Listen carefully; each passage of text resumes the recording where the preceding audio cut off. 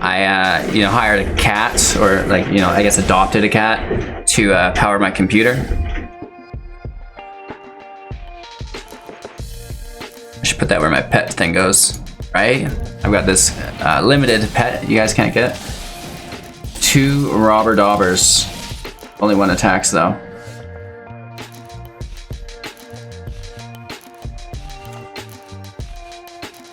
This would be a 12/12.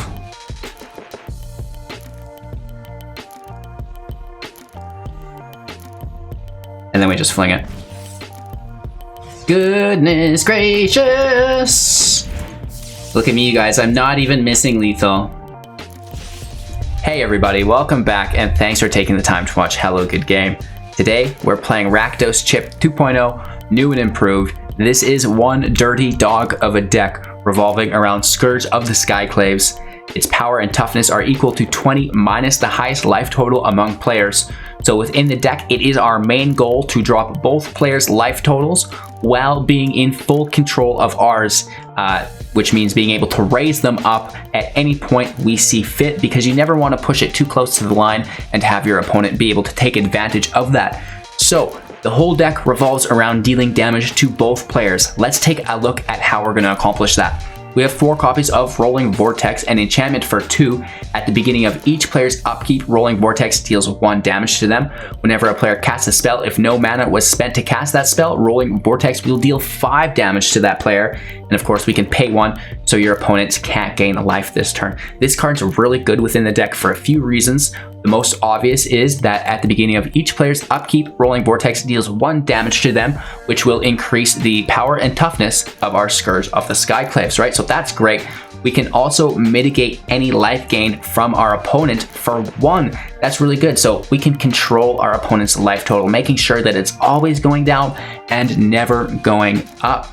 We can also, deal 5 damage to them if they're casting a spell that's not being paid for. So we don't really see this much anymore, but things like Genesis Ultimatum come to mind, but really it's not that prevalent, and it's easy peasy lemon squeezy. I'm not actually sure if Genesis Ultimatum gets around this. I think it does, because I believe they just enter the field, they're not cast. But anyways, that's kind of just like an extra little bit that might come into value regularly. Typically, this would be used as a sideboard card for the not gaining life and the 5 damage when things aren't paid for. And, that's not what this deck is about. This deck is about the consistent chip damage and then, controlling the life gain as well from them. So the 5 damage isn't really relevant. Don't pay too much attention to that. I'm sorry I even mentioned it. Talking about more ways to do consistent damage to both you and your opponent, Stormfist Crusader, a 2/2 with Menace, and at the beginning of your upkeep, each opponent draws a card and loses 1 life. So the Roiling Vortex does on your turn, then their turn. The Stormfist Crusader does both on your turn, and you do get the draw from that as well. We've got a very light mana curve. 3 CMC is our highest drop, and our average is down at 2.3.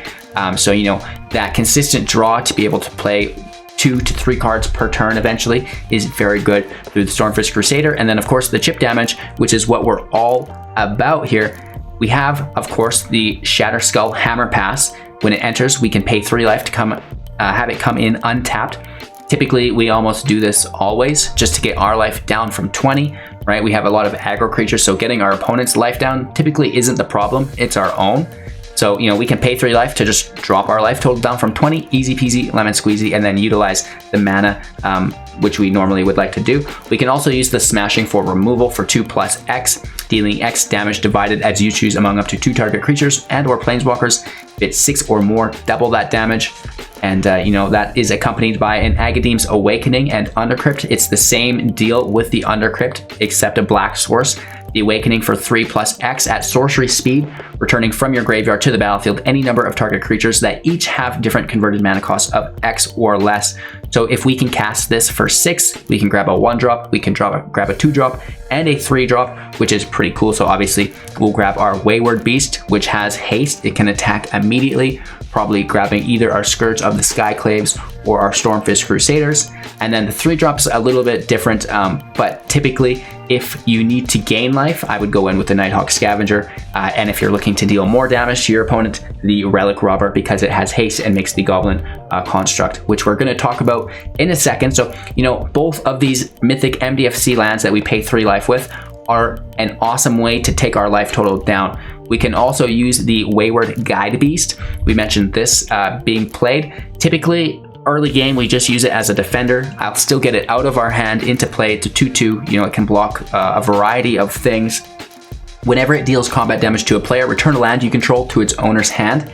Typically, we don't do this unless, again, we need to drain our life down further to increase the power and toughness of our Skyclaves by bouncing, you know, the Smashing and the Awakening back to our hands. And, you know, that's great because we can actually play them as lands early on, bounce them to our hands, and then play them as the sorceries later on, which is really, really cool.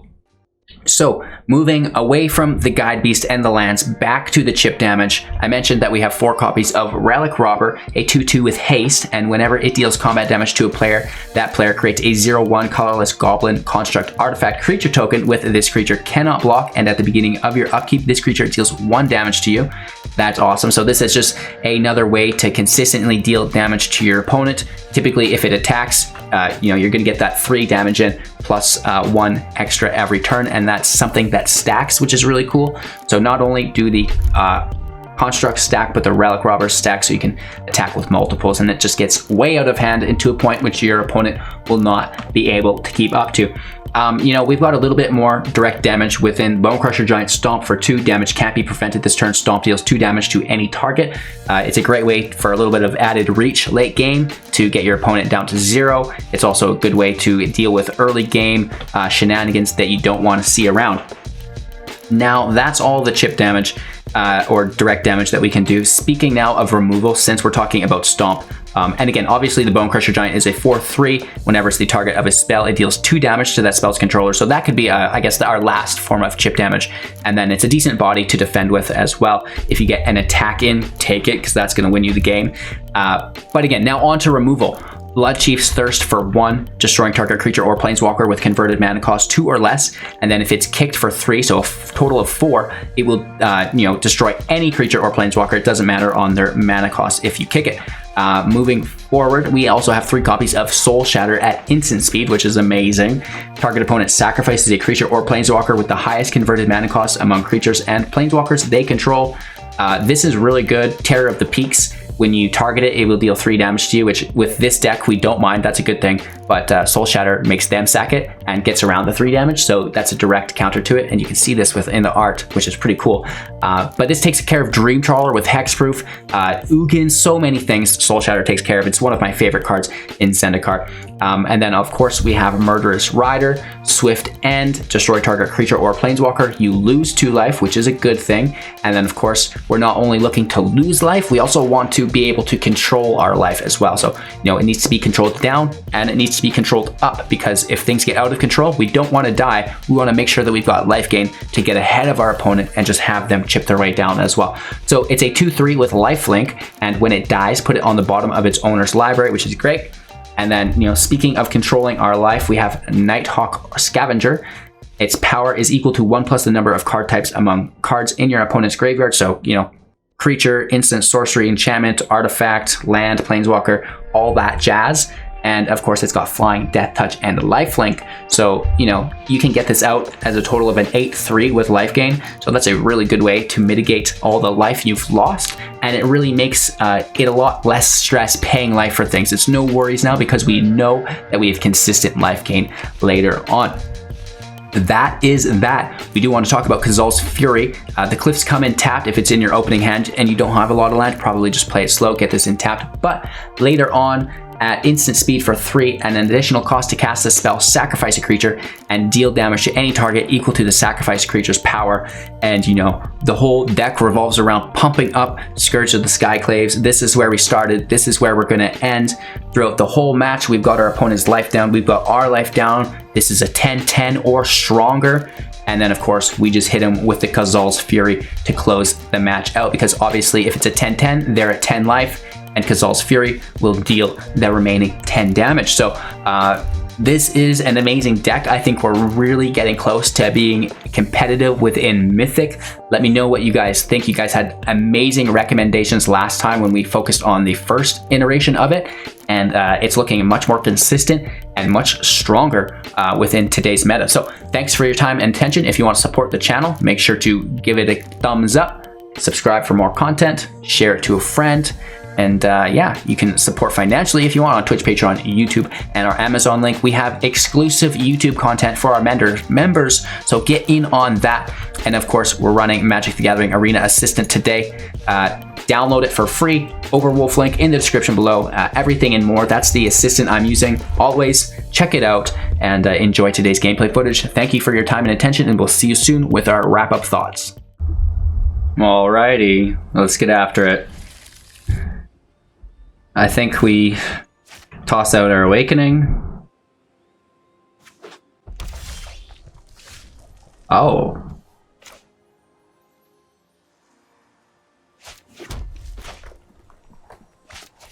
Let's just put out our Guide-Beast as a placeholder to defend. Right, it also eats removal. Right, and I'd rather that removal go to the Beast than our Crusader.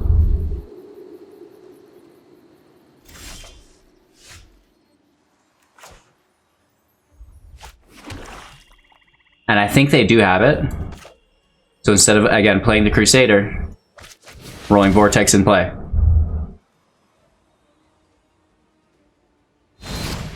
Here's the removal, right? And we don't want to remove the Crusader.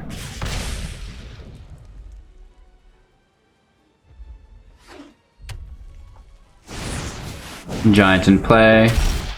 I mean, not great, but...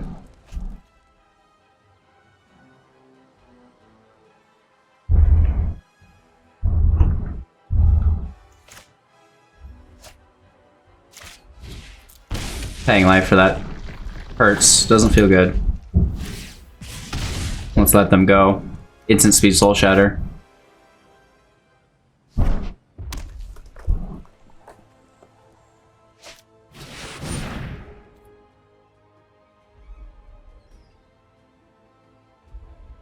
So we could take the Giant now, receive no combat damage. Or we could let this hit, then remove Torbaran, which I think might be the better play long term. The hit still sucks.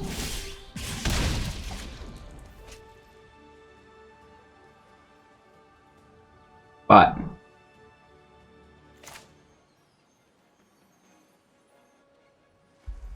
I think we are ready to rip.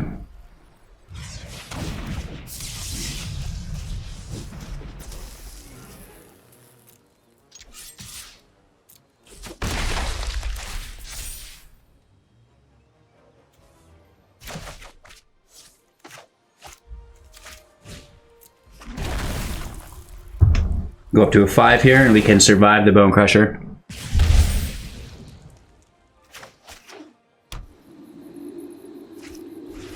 Another Torbaran. I guess we trade with it.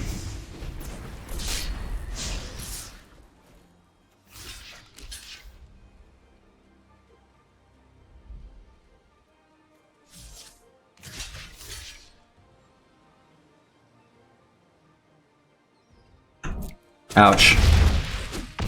I can't justify all that damage.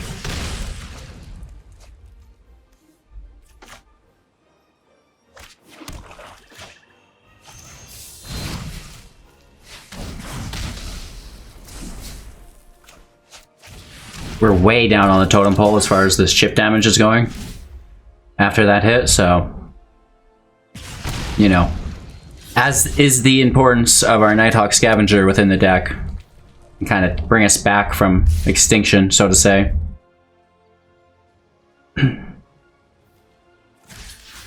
there an Embercleave here? No way. Just a 2-for-1. Or they determine blockers, they remove one, and then the other doesn't trade with it, it just dies. Right? Because we need both to hit for the trade. So if there's removal on one, they get both, and their Torbaran will stay alive. Okay. What?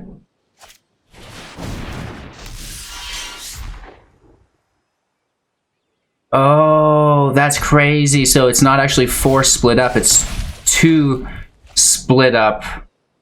So it should have done 1 damage to each of us if they could have done that. But I don't know if you can do that with trample. It's actually first blocker, second blocker. So it would have needed Torran.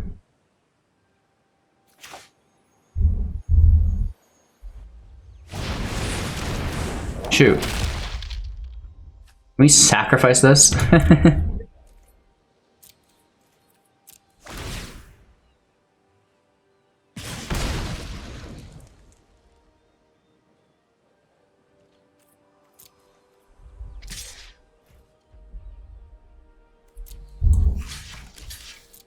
I mean, just trading here. Oh no. We should have double blocked. Right, then we at least could have stopped 5. I think that's just straight up lethal, or we're down to 1. -1, I mean. LOL. 1 if we double blocked. We got close, and we did a lot of that damage ourselves. I think we can just keep this and run with it as an aggro deck. Let's eat the ramp. Goodbye, Mr. Goosey. So this is Obosh Adventures. Absolutely disgusts me. What kind of human being would do this to another?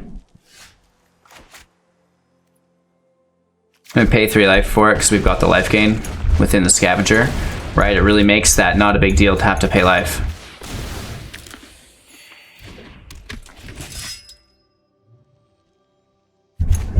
We got removal, we've got, you know, that life back.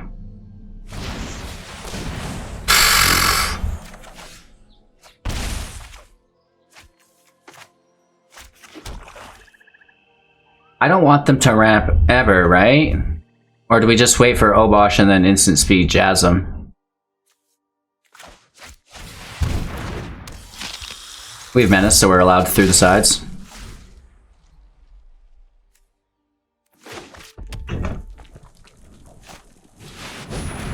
Okay, this is fine for me.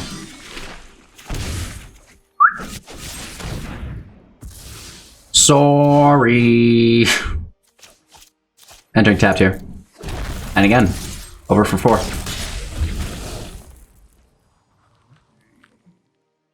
Terror is good. Let's keep this other shatter for Terror as well. Actually, it looks like it's hitting Terror in the art. Right? Sometimes you get little clues in the art as to what the card's particular advantages, right? Because typically you have to pay life to target the Terror. Soul Shatter doesn't have to target it. Oof! Direct counter and its instant speed. Many people might not know this.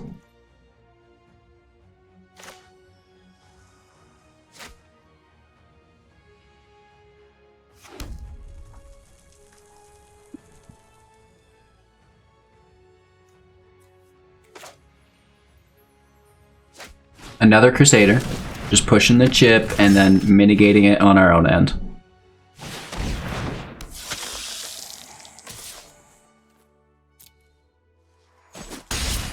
We're down to 12. We're at 18. They need to wipe the field.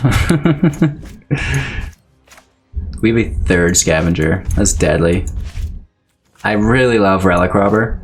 It's just a shame it doesn't have flying. You have to wait until they wipe the field and then attack with the Relic Robber is the tech, I guess. Give him a right, and a left.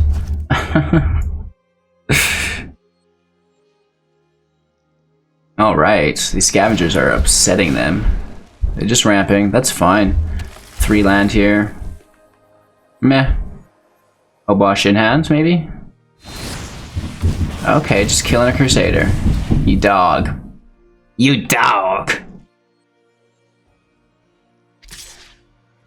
No trade, I'd just take it. I don't care. Not scared. That Fury is a pretty cool card sometimes.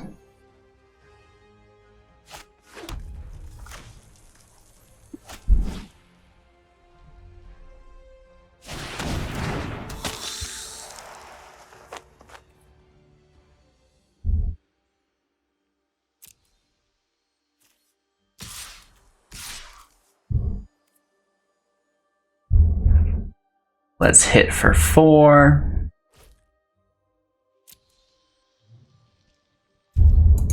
We do have the Fury as well, right?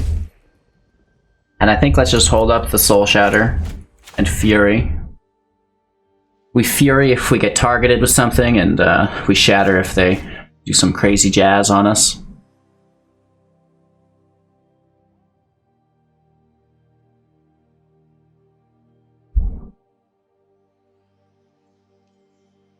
I think Murderous Rider would do well in this deck as well, as far as paying life for things.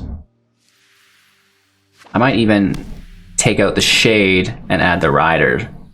Right? Removal's good. We don't really need aggro. That Shade's aggro.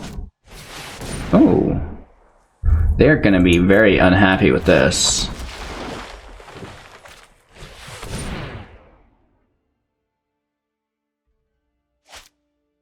Nice.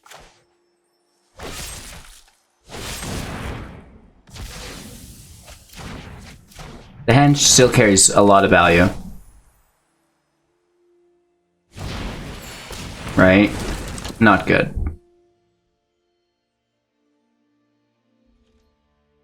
But I believe we should have lethal here, should we not? Oh, we definitely do now. Oh no, come on, you can do it. 2, 3. That's 6, and we can Bone Crush for the extra.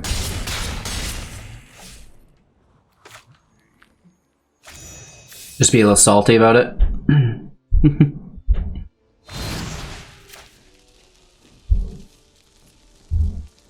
This would be funnier if my internet connection worked better. And, you know, we're beating down some of the best decks.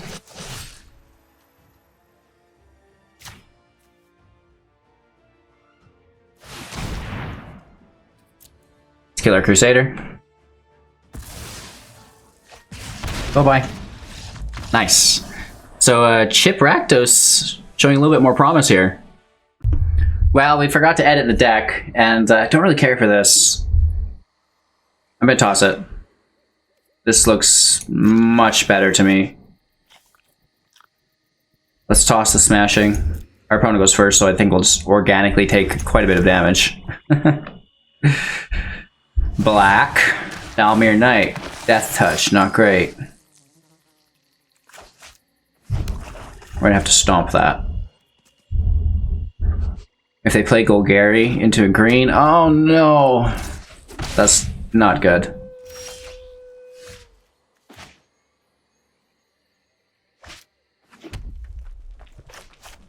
Alright, Crusader, you're up.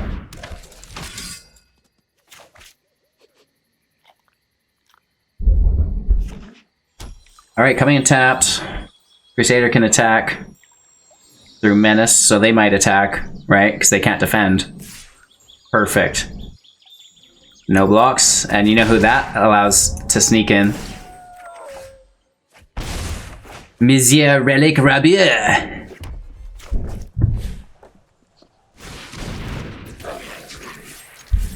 We hit for 4. Plus they get a Goblin Construct, which deals 1 damage to them on their upkeep. It's awesome! And it also cannot block. Alright, we still hold our Scavenger if we can get that second Swamp to mitigate the damage we've taken. Plus we're sitting on 6 in our hand, which is pretty good.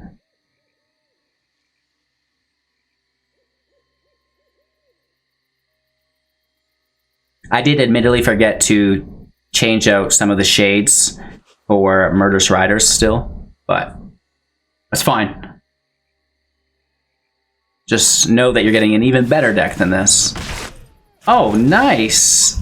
Primal Might on our creature to theirs. And then they ride it. Double nice! I can appreciate the fine arts. Where's that second mountain?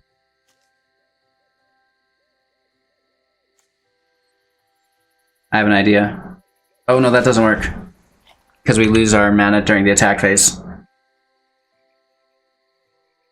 That doesn't work.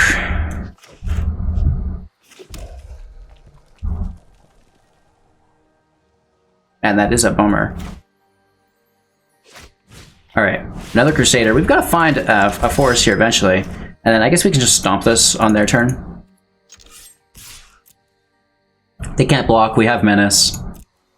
Still holding 6 damage in our hand. I almost tapped the swamp to play the Guide-Beast. I don't even know. Because it deals combat damage and then you return it. Can you tap it and keep the mana since combat damage has been dealt, or it still leaves at the end of that combat phase, and this is during combat phase, so you wouldn't get it. Holy Gargaroth. Batman?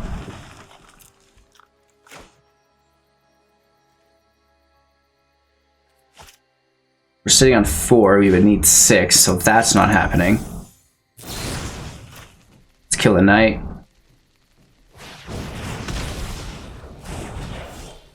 That means we can still attack. They go down to 7. Where? Okay, there it is.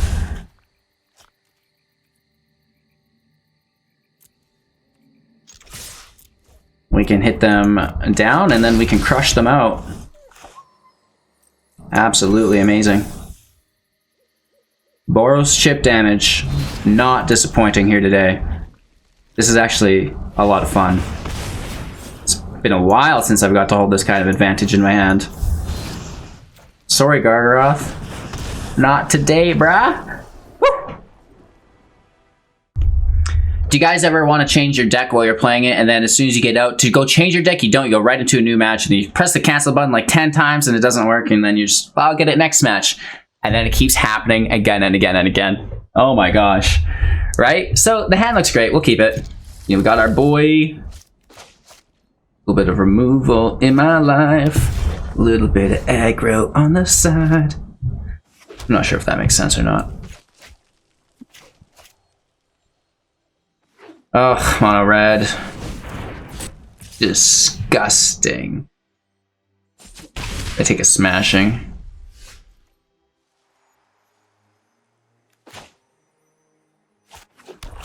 I think we're gonna lose this to a stomp, and that makes me sad.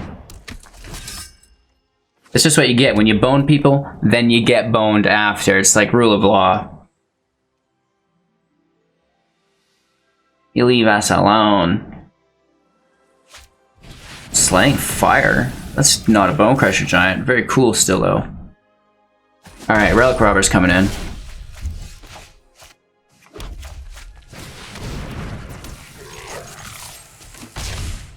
I have a robber as well.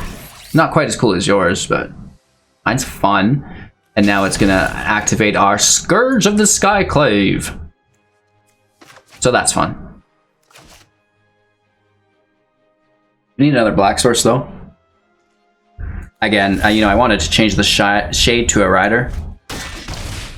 Whew.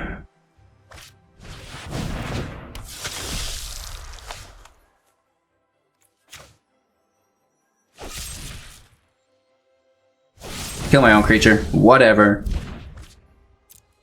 You can give him another token, baby. 1 goblin construct coming your way.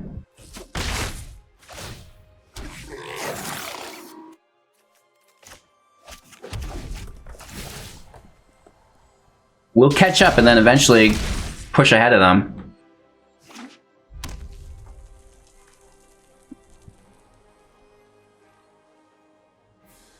The robber won't get a draw unless they double play first. Ooh, Embercleave on the robber. That's really good. Shoot.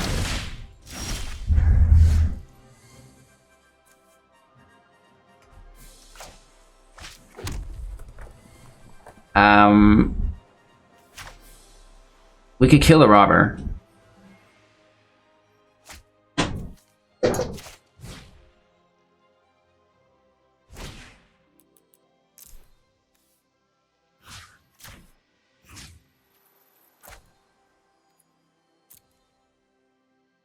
Yup. That's all of our land, though. So sad.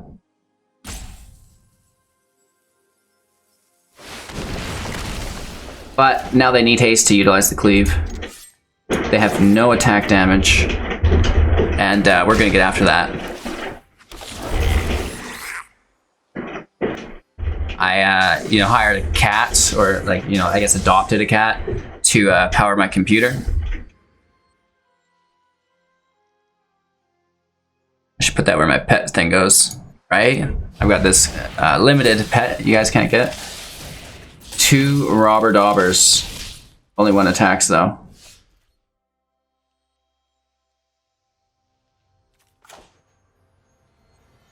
This would be a 12/12.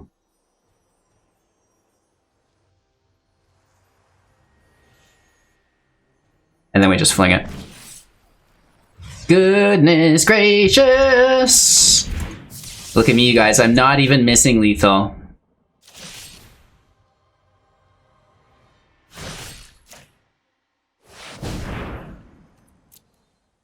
We didn't even have to do the full 12. We could have done like so much less than that. Woo! Well, we're going first here, and let's hope it works out. I love the Relic Robber. We can get in with one of these lands without paying life for it before we know what we're playing against. Obviously, if it's an aggro deck, we don't want to be paying life unless we're utilizing it. If we know it's not an aggro deck, then that changes the story. It is, so, right? Fervent Champion, Charger. Not always things you want to get after. In our situation, I think we do. I mean, we can always kill that, though.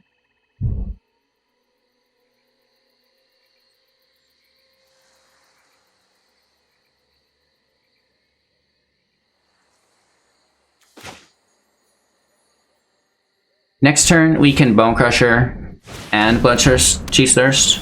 So let's pull out some more creatures. Let's see what we're dealing with. Maybe they equip it? I don't know. We're gonna have to see. I didn't want to give them anything to Bonecrusher Giant Robber, you dog! Luckily we went first, so it doesn't get the draw.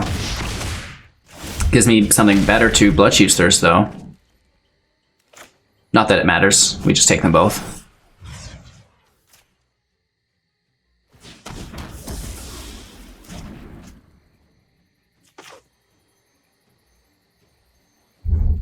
Well, we're already pretty low in life. Let's just throw this as a defender. Right, it can easily block the Charger unless they equip it.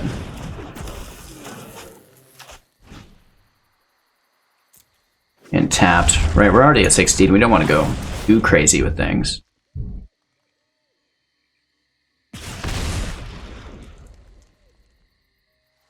Pulls out their removal. Stops them from attacking, potentially. Oof. Not good. So they can still deal 1 more damage to it and trade with it. That makes sense. Maya's getting upset. Oh, you lose this match, man. Instant speed shenanigans, I'm guessing here, is our best bet.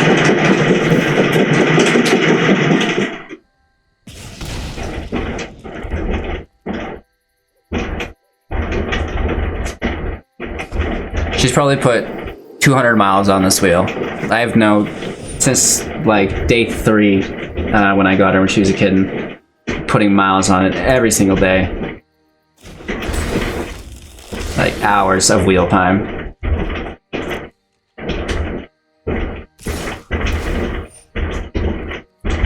Shit, we should have done this first. Oops. We could have kept the robber from getting a draw if we went first.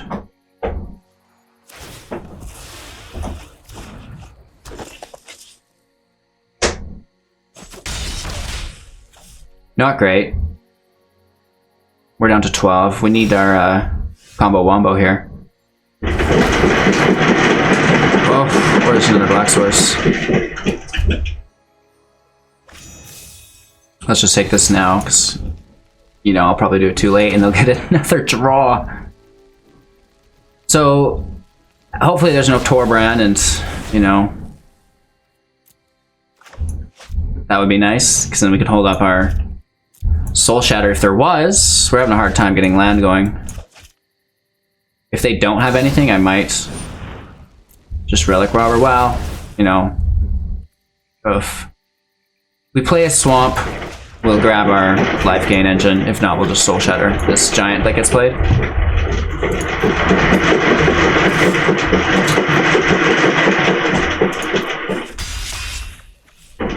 Vortex is going to kill ourselves as well if we don't get our Scavenger going.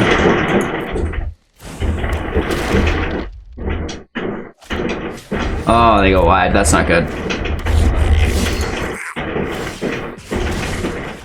And we don't get the land.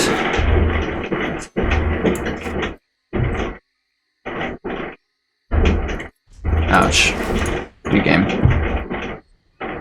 We couldn't pull it out here. Mono red aggro beats us. Can't get our black in play.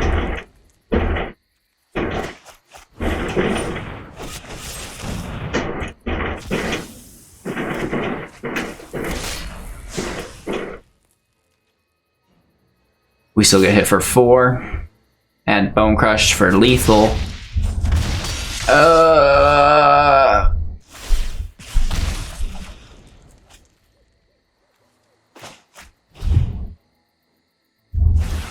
Let's give them a construct. Right? Chip, chip, chip.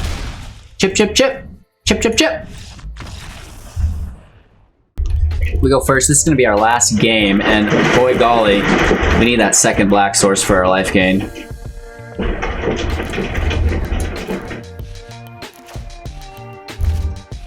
This has to come and tap, so let's get it out of the way. It's kind of like a later on situation, so when it's in our opening hand, typically we just play it as the land, unless we have a 1-drop. They're playing slow. These Crusaders can draw us that second swamp. Maya knows it. She's going for it. Oh, they play slow too. That's awesome. I can't believe we don't get it. I have to go Robber. That mountain just doesn't want to enter. It's like when you make your bed with the sheets and the sheets don't fall to the bed because there's like air trapped underneath of it. That's what happens to my cards. My cards are so big and so powerful, they have to float down into play. Oh gosh. So, you know, Rakdos chip in full effect here. Bonecrusher on the Robber, which leaves our Crusader alive, and I love that.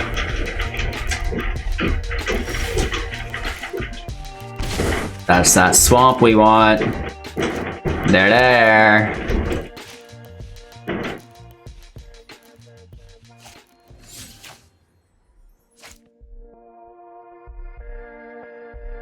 Really hard call here.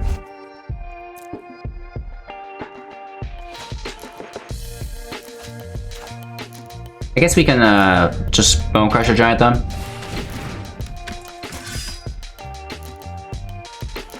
I actually don't mind this either, because we don't need much more land, and it can't block, so why don't we just take the extra damage? Down to 9, and now the chip damage is just that much more effective. And we'll just bounce a swamp back to our hand, right? And we'll replay that, and then we'll play whatever we want. Rather than holding up a Bonecrusher Giant onto a Bonecrusher Giant that does nothing, I think it's good. Oh! It's even, gets the 0. Still, down to 8. Another Relic Robber, baby!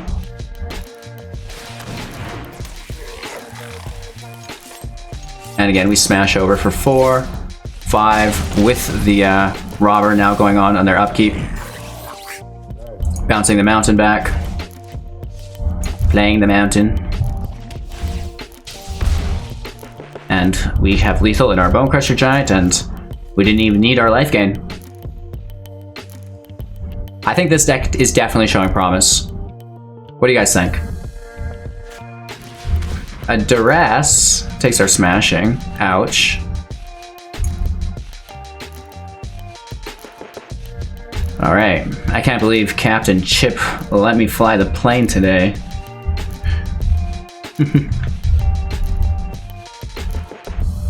You can see we did update the deck list finally with Murderous Rider.